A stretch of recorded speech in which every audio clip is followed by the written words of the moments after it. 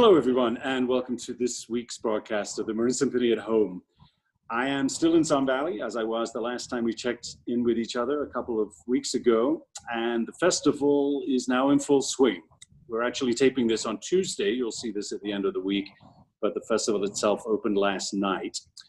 And as some of you may have seen, it is comprised of musicians from 43 different cities and many, many different orchestras up and down the country, including our own Marin Symphony. And it's my pleasure to welcome as my guest this week, three members of the Sun Valley Music Festival who are also members of the Marin Symphony: violist Liz Pryor and bass players Pat Klobas and Andy Butler. So welcome, all three of you. I'm so wish you were with me up here in Sun Valley, but it's good to see you all. Thank you for being here. I wanted to talk a little bit about the project that we all did together in San Francisco as one of the highlights of the music festival here, and that is a series of recordings for full orchestra, including, for those of you at home that might have seen the opening of the festival last night, the Beethoven Fifth Symphony, Last Movement, that were recorded by multiple people in multiple cities. So one of the hub cities that we were able to bring musicians together in was San Francisco. And I conducted those recording sessions, and Pat and Andy and Liz were part of those. So I wonder if you could walk us through a little bit what this mystical and complex process entailed. Liz, would you like to set up how this all, first of all, came together? Okay, well, first of all, we all decided the recording was decided to be held in the Conservatory of Music in San Francisco. And there were only 17 musicians, so we were on stage and socially distanced. And when we arrived, we all had to take our temperature, and we had to agree to a waiver for our safety. And we all got masks, and we kept them on at all times. And it was just so great to see everybody again, actually playing with other musicians. Even if we couldn't be close, we each had our own stand. At least they were nearby, and we still got a sense of what it's like to make music together. And we did it for 4 days, and I must say, I mean, I think everyone was fine and everyone is safe. I haven't heard of anyone coming down with COVID, so I think that's the way to go. I think that's if that will be sustained until this is all over. It was great. Pat, walk us through a little bit about the technical aspect of what happened when we all got on stage. Yes, once we were there, first of all, what a great experience. Over the years, we've all done so many different things, and I would say this was one of them, but nothing like this in my life. And incredibly organized to where for me anyway, I had no apprehension about going there and being with a decently large, is that word, a word, group of people. I felt safe. We had the instructions about the masks and so on, like Liz said. And so it was, we were dressed for the concert, even though it was in the middle of the day. So that was, yet another interesting new thing, but it felt right. I felt like I was going into not just a recording session, but kind of a movie, like I was a part of a movie. And because I was trying to think ahead and going, well, what's this ultimately going to be like? And I had an imagination for it, and I enjoyed the process. I was wondering for myself, is like, was this going to make me nervous with people having cameras looking up at my face, or from every angle, and moving around while I was playing? And everybody was so chill that it was smooth, and it never bothered me. And the microphones, we all, I think everybody had a close mic on each instrument, and that also was just handled so well. And we stopped and started, but we've all done like movies and different kinds of recording sessions where that's what you do. We're listening to a click track. That's different than following the conductor and listening. So the listening is different. We're on headphones.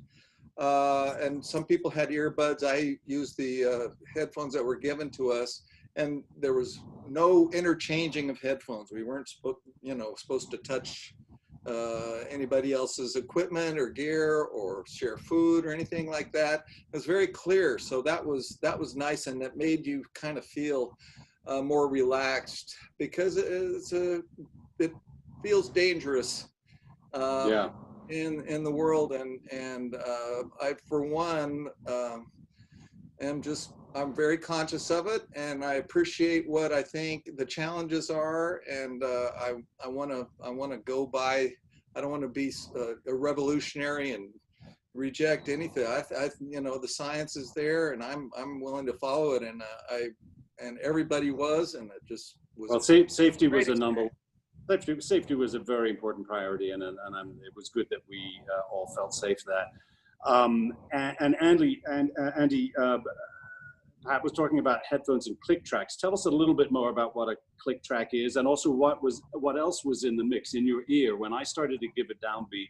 Tell us about what the information was that was going through your headphones.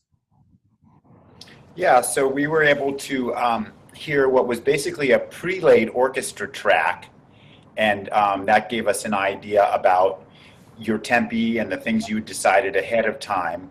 And we were able to turn that on or off depending upon, we had individual volume controls, which was nice. Where I was sitting, it was a great sound. I had 5 bass players and a timpani right next to me and a few cellos. And you'll see that in the video. We were sort of honored to be Alasdair's actual group. We weren't the virtual group, but we got to spend time with you on stage, which was really nice.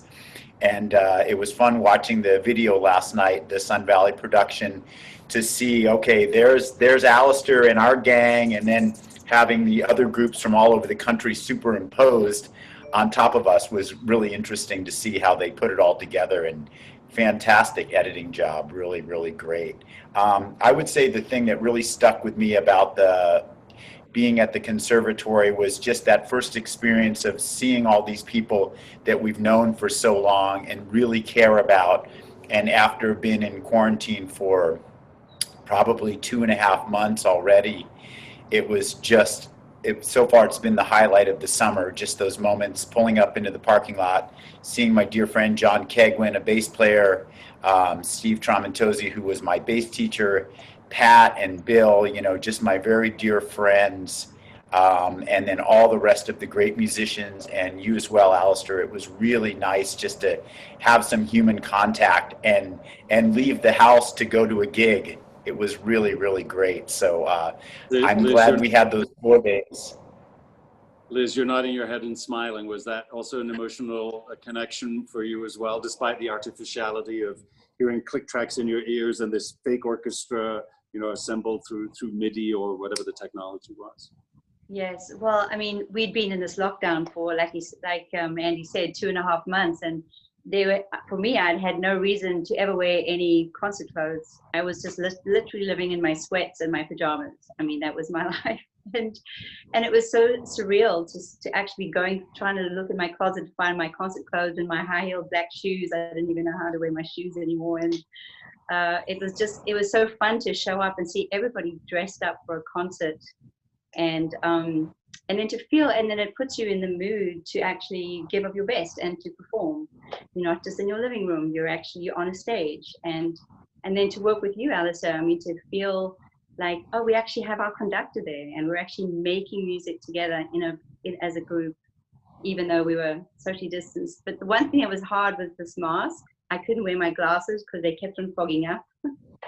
So I was struggling to see the music a little bit because I either had a fogged up glasses or I couldn't really see them. So that was a bit of a challenge, but I know the Beethoven pretty okay, but that was a challenge. But yeah, seeing the colleagues, just felt wonderful. Like, these are my dear colleagues that I love to make music with, even though we were a funny little ragtag group, 5 bass players, 4 cellos, 2 violas, 5 violins. It's just sort of very unbalanced, but yet it was actually great because it was more sort of a richer sound because we had the bass section. So that felt they're part of 5 basses. Could you hear, with everything else was going through your ear, could you hear yourself play as well as those around you? Did it get, or was it just you're in your own little universe? For me? Yeah. Yeah, what I do in recording sessions, I leave one earphone off and I listen with the other one. And the earphone I take off is the one near my bass. So I can hear myself. It's not the same, you know. It's nothing like the same. The other thing, you know, I'm missing my section. They're all there, but we were also social distance. So we weren't, and oftentimes, almost all the time, we're pretty darn close. And there seems to, in the bass section, there's rarely much room to spread out at all. So, and sometimes in like a pit or something, you're really, really close. So to have at distance, but it was, it was cool. It was different, you know, it was something else. So I could hear it and I could hear the track, and I'm good with the click. I don't fight it, you know. It's and it was special. I want to say that. Andy, do you think this is going to go anywhere? I mean, you know, I'm not asking you to see a crystal ball, but is there a future for this kind of thing in a modified form? How do you see the whole digital world in a post-COVID era affecting the orchestra world? Well, I feel like we're doing what we've done, you know, these last couple months just out of pure necessity for not only survival as musicians to be producing some type of product, but also the public is craving connection. In the many different regional orchestras that I play in, the constant theme is that the audience wants some type of connection with the musicians to sort of bridge the gap from when they might actually join us in the concert hall again. And so they're really wanting us to produce anything, any type of content, and oftentimes something more personal, kind of like we're doing right now, where they feel like they get to know the musicians a little bit more than they would just seeing us in our formal dress on the stage. And that's always been a feeling between audiences and musicians before COVID, but now especially I think they're really, because everybody's isolated, they're craving some kind of a connection. And of course people see orchestras as this sort of glamorous life. They have no idea what it's really like. But it's been interesting what's happened the last several months. And I think you know, it was wonderful to play music with everyone, and even though we were wearing masks, and I know exactly what Liz is talking about, if you have glasses, they fog up and you can't see when the mask, happens in my car all the time when I'm driving. If that's all we have right now, I'm all for it, and you know, it will be great to play under normal circumstances when we can, but for now, I think the more that we can make music and people can listen to it and connect with us, it'll really help to get us through what we're in. I couldn't agree more. I think that's really beautifully expressed. And it does point out the need for connection, and we do the best that we can under these circumstances, but we can't kid ourselves that what is the most important thing is that in-person connection, for us to feel, as we were able to during these sessions, to feel the sound waves, the vibrations in the air. There's something that connects us to the music very powerfully there, and I found it all connected us to each other. So I want to thank you all for your participation in this crazy project that we're undertaking. It's still at the very beginning of the festival. There's a lot of things ahead of us. As you know, some more exciting video projects that are in the editing room as we speak. But I, as much as I wish that you were all up here in beautiful Sun Valley with me now, I'm also really happy to see you on my screen. So I send you lots of love and big hugs and thanks for everything. And I can't wait to see you in the fall, one way or another. We will all get together, and I look forward to that very much. So again, my thanks, Pat Klobas, Andy Butler, and Liz Pryor, my guests this week. Thank you, guys. Thank you so much. Thanks, Alasdair.